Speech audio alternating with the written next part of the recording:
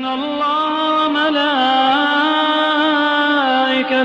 يصلون على النبي يا أيها الذين آمنوا صلوا عليه وسلموا تسليما. بسم الله الرحمن الرحيم.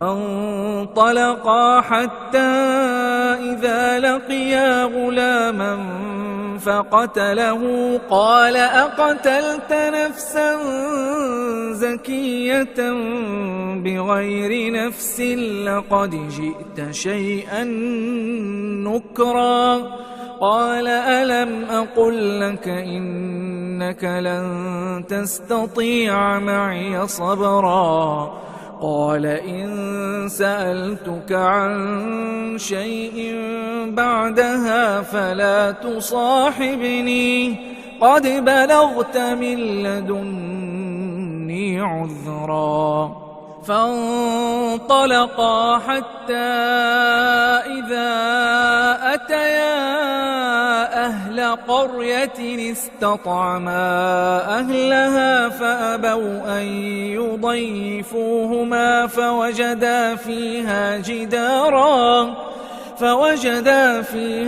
جدارا يريد أن ينقض فأقامه قال لو شئت لاتخذت عليه أجرا قال هذا فراق بيني وبينك سأنبئك بتأويل ما لم تستطع عليه صبرا.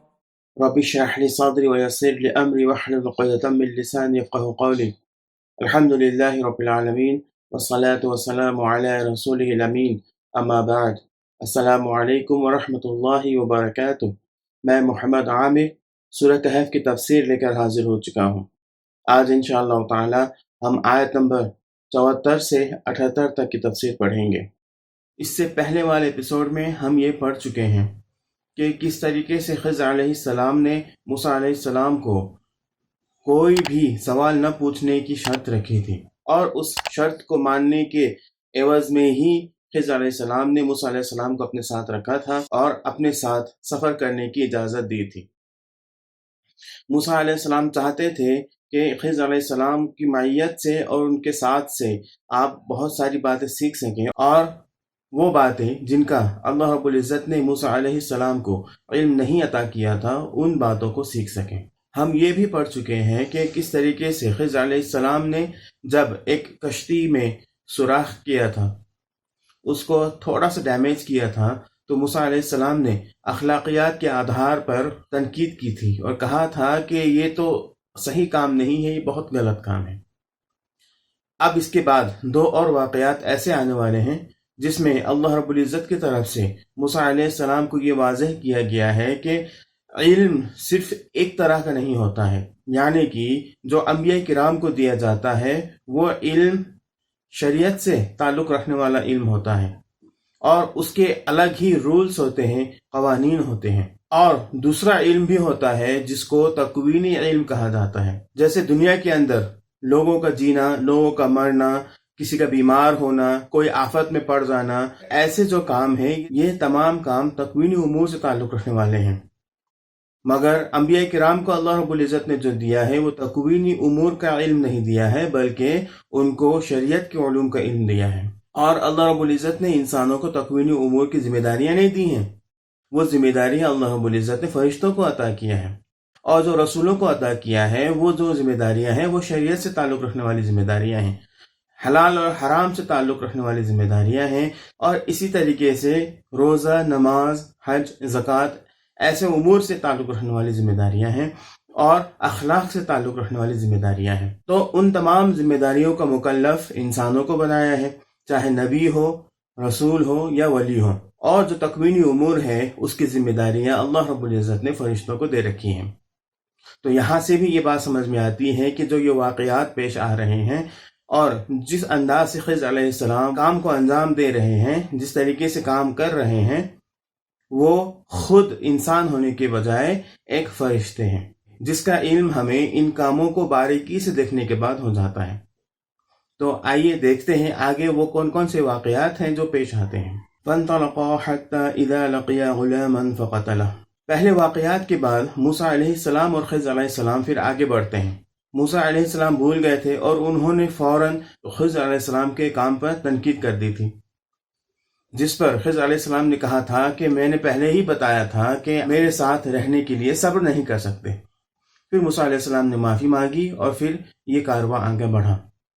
پھر وہ چلنے لگے، فانطلقا، پھر وہ آگے بڑھے، حتی اذا لقیا غلاما فقتلا، وہ چلتے جاتے ہیں اور ان کی ملاقات ایک لڑکے سے ہوتی ہے جس کو فوراً خضر علیہ السلام قتل کر دیتے ہیں۔ قال قتل نفسا زکیۃ بغیر نفس، تو فوراً موسیٰ علیہ السلام نے ان کو جو علم دیا گیا تھا، جو شریعت کا پابند بنایا گیا تھا، اس حساب سے انہوں نے اس کو پرکھا اور اس کے بعد فوراً یہ سوال کیا کہ کیا آپ نے کسی جان کے بدلے میں اس جان کو مارا؟ یعنی کہ آپ نے کسی بھی جان کے بدلے میں اس جان کو نہیں مارا، ہماری ملاقات اس لڑکے سے پہلی بار ہو رہی ہے اور آپ نے آتے ہی اس کو قتل کر دیا، یہ جو آپ کا کام تھا یہ غلط تھا۔ لقد جئت شیئا نکرا، تو موسیٰ علیہ السلام نے کہا کہ یہ جو آپ کا کام تھا، آپ نے یہ جو کیا، یہ بہت ہی ناپسندیدہ کام ہے۔ یہ موسیٰ علیہ السلام کا جج کرنا ان کو جو علم دیا گیا تھا اس کے مطابق تھا، اور خضر علیہ السلام کا کوئی کام کرنا ان کو جو حکم دیا گیا تھا اس کے مطابق تھا۔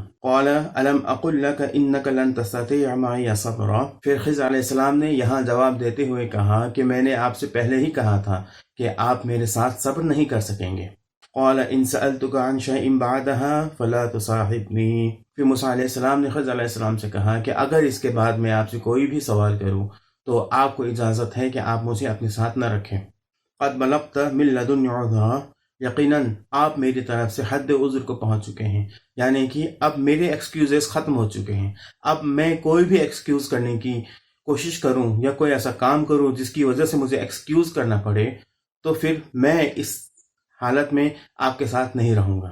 فانطلقا حتى اذا اتيا اهل قرية استطعما اهلها فابوا ان يضيفوهما، پھر دونوں چلے ایک گاؤں والوں کے پاس، آ کر ان سے کھانا طلب کیا تو انہوں نے مہمانداری سے صاف انکار کر دیا۔ اب یہاں ایک بات یہ بتائی گئی ہے کہ اب یہ دونوں آگے بڑھتے ہیں۔ یقیناً سفر کرتے ہوئے جب لوگ آگے بڑھتے ہیں تو ان کو بھوک لگتی ہے، تو موسیٰ علیہ السلام اور خضر علیہ السلام دونوں ایک گاؤں پہنچتے ہیں اور وہاں کے رہنے والوں سے انہوں نے کھانا طلب کیا تاکہ وہ اپنی بھوک کو مٹا سکیں، مگر ان لوگوں نے کھانا دینے سے انکار کر دیا، ان لوگوں نے مہمانداری کرنے سے انکار کر دیا۔ فَوَجَدَا فِيهَا جِدَارًا يُرِيدُ أَن يَنقَضَّ فَأَقَامَهُ، تو دونوں نے وہاں ایک دیوار پائی جو گرنے والی تھی، مگر خضر علیہ السلام نے اس دیوار کو ٹھیک ٹھاک کر دیا، اس کو درست کر دیا، اس کی مرمت کر دی۔ قَالَ لَوْ شِئْتَ لَاتَّخَذْتَ عَلَيْهِ أَجْرًا، اس پر موسیٰ علیہ السلام نے کہا کہ آپ اگر چاہتے تو اس کام کے لیے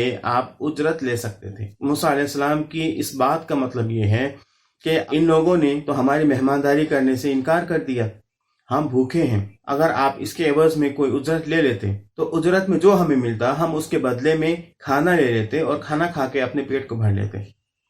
تو یہ بھی ایک اعتراض موسیٰ علیہ السلام نے کیا، جس کی وجہ سے اب آگے خضر علیہ السلام نے کیا فرمایا ہم دیکھتے ہیں۔ قال هذا فراق بینی و بینک، کہا کہ اب بس تمہارے اور میرے درمیان جدائی ہو گئی۔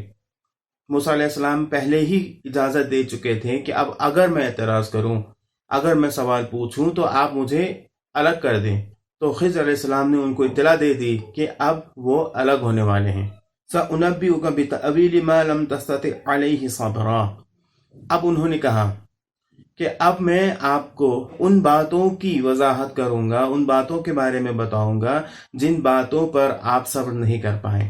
یعنی کہ موسیٰ علیہ السلام جب تک خضر علیہ السلام کی صحبت میں رہے تب تک جو بھی واقعات پیش آئے تھے ان واقعات کی وضاحت اب موسیٰ علیہ السلام کو خضر علیہ السلام کریں گے اور بتائیں گے کہ وہ کام انہوں نے کیوں کیے تھے۔ تو ان تینوں کاموں کو دیکھنے کے بعد اور ان تینوں واقعات سے ہمیں اس بات کا علم ہو جاتا ہے کہ یہ وہ کام تھے جو انسان ہونے کی حیثیت سے اور نبی ہونے کی حیثیت سے، رسول ہونے کی حیثیت سے اور ولی ہونے کی حیثیت سے نہیں کیے جاتے ہیں۔ انسان کو اس کا مکلف نہیں بنایا گیا ہے، اور اس کا مکلف جسے بنایا گیا ہے وہ ہے فرشتے۔ فرشتوں کو اللہ رب العزت نے جو تقوینی امور ہیں اس کی ذمہ داریاں دے رکھی ہیں۔ تو ان واقعات سے اس سوچ کو مدد ملتی ہے کہ آپ فرشتے ہیں۔